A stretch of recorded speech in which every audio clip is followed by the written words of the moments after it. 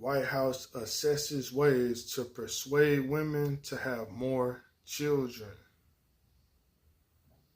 So, my first thoughts to this is, for you to feel like you have to persuade women to do this, just says everything right there, bro.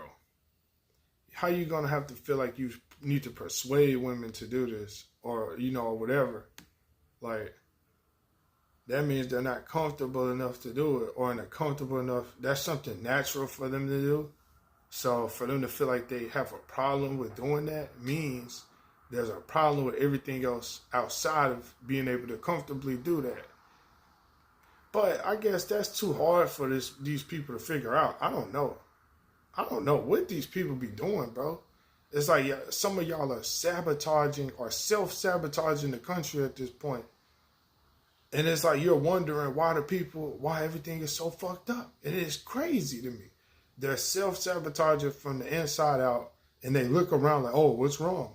Like, are you serious? Y'all have been screwing the job up for decades. And we're lucky that the world even still is here. We're lucky that we're still afloat. How horrible of a job that has been done, man.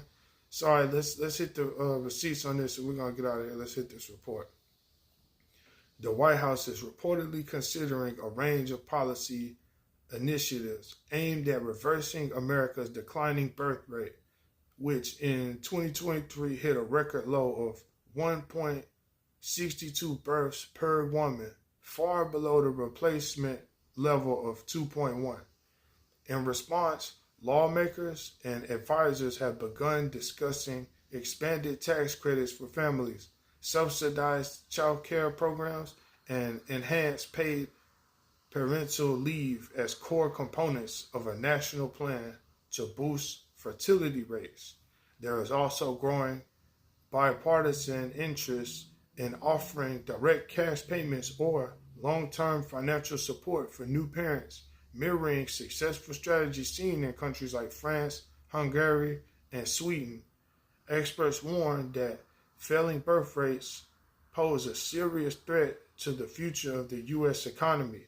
A smaller workforce means fewer taxpayers, slower economic growth, and increased pressure on programs like Social Security and Medicare.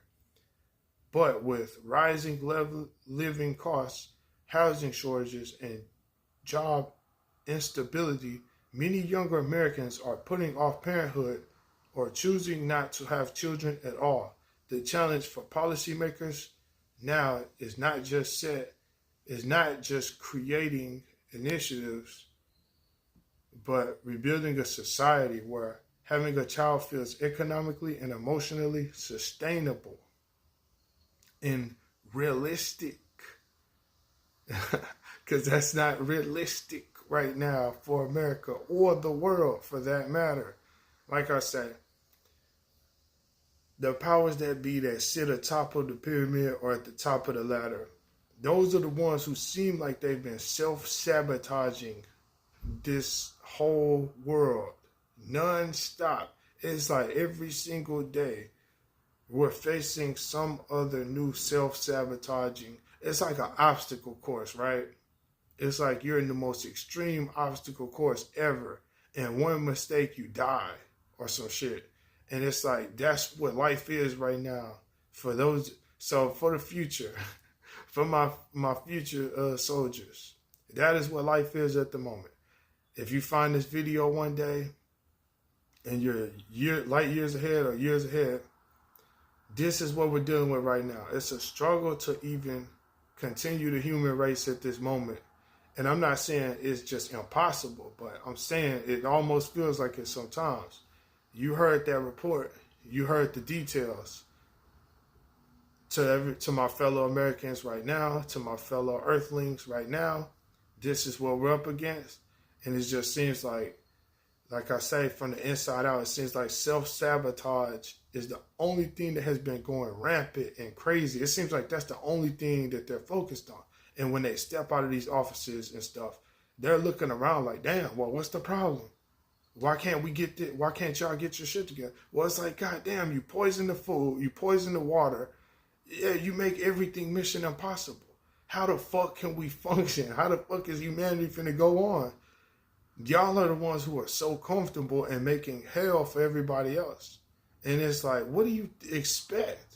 We already were in slavery as black people. And it's like, we get out of slavery and it's been this right after that. And you know what I'm saying? Come on, man. Come on. What do you want me to say to y'all sometime, bro? Like, what am I supposed to say? Like, what?